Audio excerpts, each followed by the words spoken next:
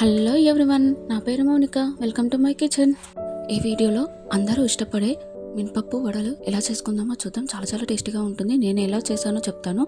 ముందుగా ఒక కప్పు మినపప్పును మంచిగా వాష్ చేసుకొని ఒక రోజు ముందు మార్నింగే నానబెట్టుకొని నైట్ మొత్తం నానిన తర్వాత ఆ వాటర్తో సహా ఫ్రిడ్జ్లో పెట్టేశాను. తర్వాత మార్నింగ్ మూత తీసి చేసేసరికి మినపప్పు మంచిగా నానిపోయింది కదా. దాన్ని ఈ వాటర్ ఉన్నాయి కదా, మనం మినపప్పు నానబెట్టుకున్న వాటర్ అవి కూడా కూల్ అయిపోతాయి కదా, వాటితో సహా కొంచెం వేసుకుంటూ పిండిని ఇలా గట్టిగా రుబ్బుకున్న తర్వాత అందులో కొంచెం బొంబాయి రవ్వ కానీ ఇడ్లీ రవ్వ కానీ వేసి, అలాగే కొద్దిగా జీలకర్ర, కొంచెం సోడా, కొంచెం సాల్ట్ అంటే రుచికి సరిపడా సాల్ట్ వేసి మంచిగా కలుపుకొని ఒక 10 మినిట్స్ వరకు పక్కన పెట్టుకోవాలి. ఈలోపు స్టవ్ వెలిగించి స్టవ్ పైన కడాయి పట్టి డీప్ ఫ్రైకి సరిపడా ఆయిల్ వేయాలి. ఆయిల్ మరీ ఎక్కువగా వేడి కాకుండా చూసుకోండి.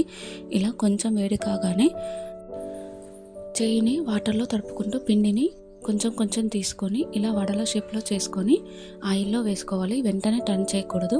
కొద్దిసేపు అయిన తర్వాత ఇలా ఒక్కొక్కటి టర్న్ చేసుకోవాలి. ఇదంతా లో ఫ్లేమ్లోనే జరిగితే వడలు లోపల దాకా ఉడికి టేస్ట్ చాలా బాగుంటాయి. అంతే, టేస్టీ వడల్ని పల్లి చట్నీతో సర్వ్ చేసుకుంటే చాలా బాగుంటుంది.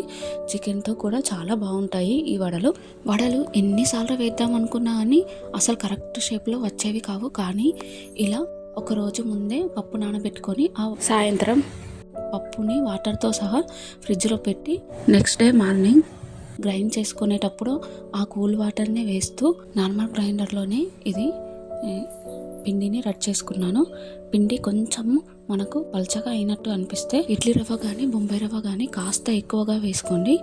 దీనివల్ల దాంట్లో ఉన్న తేమ ఈ బొంబాయి రవ్వ కానీ ఇడ్లీ రవ్వ కానీ పీల్చుకొని మంచిగా వడలు వేసే కన్సిస్టెన్సీలోకి వస్తుంది. పిండి పైన క్రిస్పీగా లోపల సాఫ్ట్గా భలే రెడీ అవుతాయి ఈ మినపప్పు వడలు. మీకు కూడా నచ్చాయా? నచ్చితే ప్లీజ్ సబ్స్క్రైబ్.